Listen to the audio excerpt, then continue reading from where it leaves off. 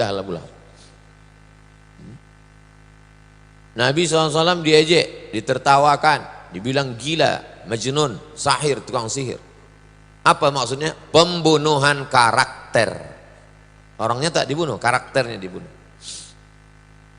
Masyarakat dihadang untuk mendengar dakwah Nabi. Penyebaran isu, siksaan, fisik, teror. Paman Utsman bin Affan digulung pakai tikar. Digulung badannya itu pakai tikar daun, kalau kita daun pandan, pakai daun kurma, habis itu dinyalakan api di bawah. Begitu cara mereka menyiksa. Mus'ab bin Umair tak diberi makan, minum, diusir dari rumah. Suhaib bin Sinan Ar-Rumi disiksa sampai hilang ingatan.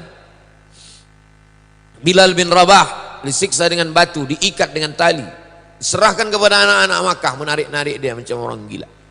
Ammar bin Yasir disiksa satu keluarga. Ammar, Yasir, Sumayyah. Sumayyah mati syahid, perempuan pertama mati syahid Sumayyah. Abu Fukaihah dijemur, diikat dengan rantai besi sampai hilang ingatan. Khabbab bin Arth disiksa dengan api.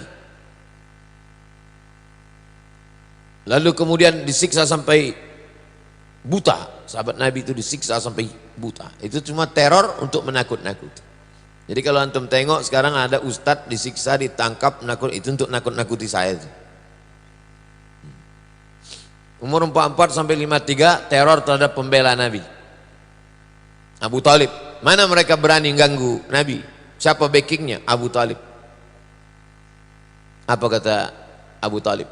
Wallahi, kata Abu Talib, demi Allah, lan yasilu ilaika, mereka tak akan bisa sampai kepada engkau. Sampai aku dikubur orang nih ke dalam tanah nih, baru mereka bisa menyentuh engkau. Makanya waktu Abu Talib masih hidup, mana ada yang bisa mengganggu Nabi? Anak-anak Nabi, Abu Lahab memaksa kedua anaknya namanya Utbah dan Utaibah, ceraikan istri kalian. Kebetulan istrinya itu anak Nabi, menikah anak Abu Lahab itu dengan anak Nabi. Jadi Nabi dengan Abu Lahab itu satu sisi antara kemanakan dengan pakcik, satu sisi juga besan, nikah anak, disuruh ceraikan anak Muhammad. Ruqayyah dengan Ummu Kalsum menteror. Ummu Jamil ini istri Abu Lahab, namanya Arwa binti Harb bin Umayyah, saudara kandung Abu Sufyan. Teror fisik, menebarkan duri-duri, kotoran di jalan. Semua jalan yang dilewati Nabi itu diserakkannya kotoran unta di situ. Teror non fisik, fitnah, gosip, macam-macam. Makanya dia azabnya itu satu keluarga, azabnya itu. Tabat siada abi lahabi wa tab, ma aghna anhu maluhu wa ma kasab, sayasla naran dzata lahab wa imra'atuhu hamma latal hatab. Satu-satunya satu surat, satu keluarga, itulah untuk Abu Lahab. Ayat-ayat kisah teror. Wailul likulli humazatil lumazah. Celakalah mereka pengumpat, pendusta, penipu, pencela, pengejek. Siapa itu? Umayyah bin Khalaf. Kerjanya mengejek Nabi, mengumpat, mencela.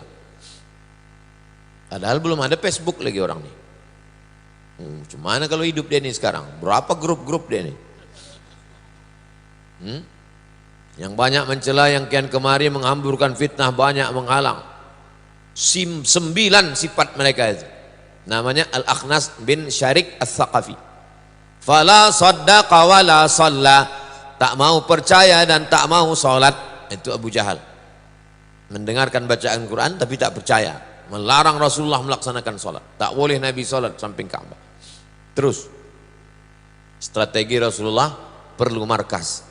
Ini perlu markas. Akhirnya ada rumah Al-Arqam bin Abil Arqam. Jadi kita tak bisa, kita bertahun-tahun udah dakwah nih ke masjid-masjid, tak bisa, mesti ada markas. Akhirnya ada markas di Baitul Habib, ada markas di YTWU, ada markas di Ma'had Az-Zahra. Ini sekarang kita sudah markas. Lalu mencari peluang baru. Di sebagian sahabat mengungsi ke Habasyah, Ethiopia. Raja Ethiopia ini baik. Itulah dia Najasyi. Terus 45 hijrah ke Habasyah. Bulan Rajab tahun kelima. 12 orang laki-laki, 4 perempuan.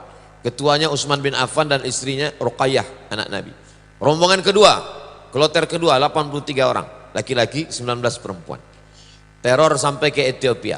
Amr bin As, waktu itu dia belum masuk Islam. Abdullah bin Abi Rabi'ah mengejar, mengasut Najasyi. Najasyi, jangan kau terima orang ini. Najasyi, jangan terima.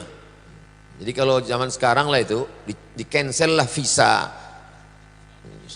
tak boleh masuk ke sana. Tapi untungnya Najasyi tak bisa dipengaruhi. Najasyi ini kalau sekarang mungkin Malaysia sama Brunei lah, tak bisa dia dipengaruhi. Kasihnya pula lagi private jet, masuk juga sikit. Najasyi minta, kata Najasyi, apa pendapat Muhammad SAW itu tentang Nabi Isa, tentang Isa. Dibacakan Najasyi surat Maryam. Meleleh mata air Najasyi mendengar bagaimana penderitaan Maryam melahirkan Nabi Isa. Tak ada itu dalam kitab dia, selengkap-lengkapnya dalam Quran. Dari mana dapat ini? Itulah maka Nabi sholat ghaib. Sholat ghaib itu kronologisnya karena Najasyi itulah. Sholat ghaib itu adalah untuk Najasyi. Begitu respon Nabi kepada Najasyi. Terus 40 nama ini nampak ada secercah cahaya, mulai nampak cahaya. Nah, kita pun malam ini nampak macam cahaya, rupanya drone. Hamzah bin Abdul Muthalib masuk Islam. Sebabnya Abu Jahal memukul Nabi. Dipukulnya Nabi di atas bukit Safa. Berdarah Nabi dipukul oleh Abu Jahal.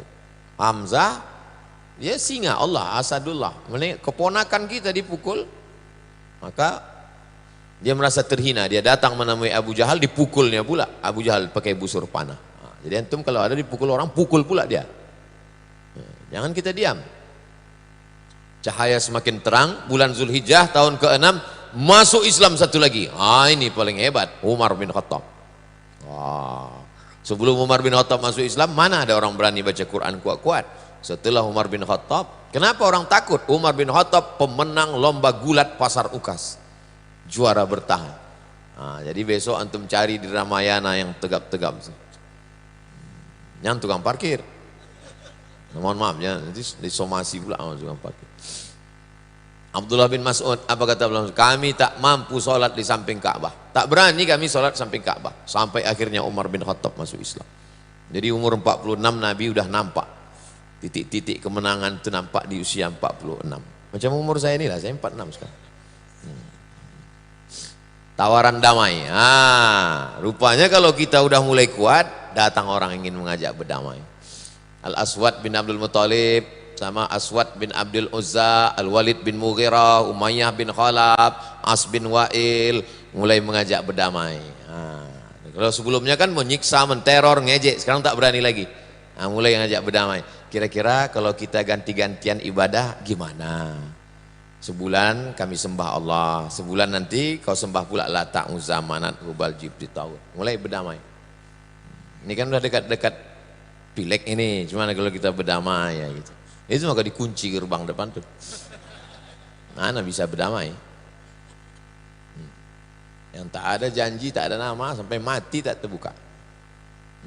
Terus umur 47, karena berdamai tak mempan, diembargo mereka. Bani Hasim, Bani Abdul Muthalib diembargo, tak boleh menikahi mereka. Muhammad SAW, anak Abdul Muthalib, anak Hasim, anak Abdi Manaf. Ini Hasim dengan Abdi Manaf, atuknya, unyangnya ini, kelompok keluarga ini tak boleh menikah dengan mereka, tak boleh jual beli, tak boleh duduk-duduk pun tak boleh, kongko-kongko pun tak boleh. Tak boleh interaksi sosial, tak boleh masuk ke rumah mereka bertamu, tak boleh bicara dengan mereka. Sampai mereka menyerahkan Nabi Muhammad. Selama kalian tak menyerahkan Muhammad SAW, kalian kena embargo. Ditulis oleh, nama penulisnya itu Baqid bin Amir bin Hashim. Rasulullah mendoakannya supaya, ya Allah lumpuhkan dia, kata Nabi. Lumpuh dia, betul-betul lumpuh. Jadi kalau ada yang menghalang-halangi maulid ini, antum doakan biar lumpuh dia. Tak salah itu buktinya. Tak mempan orangnya lumpuh, channelnya lumpuh. Di masa sulit ini Abu Talib khawatir mereka membunuh Rasulullah. Dia memerintahkan Rasulullah agar tidur di tempat tidurnya Allah. Apa kata Abu Talib? Aku takut kau dibunuh mereka, tidur engkau di tempat tidurku, wahai Abu Talib. Dia diperintahkan anak-anaknya mengawal. Anak-anakku mengawal kau semua, wahai Rasulullah SAW. Terus umur 50,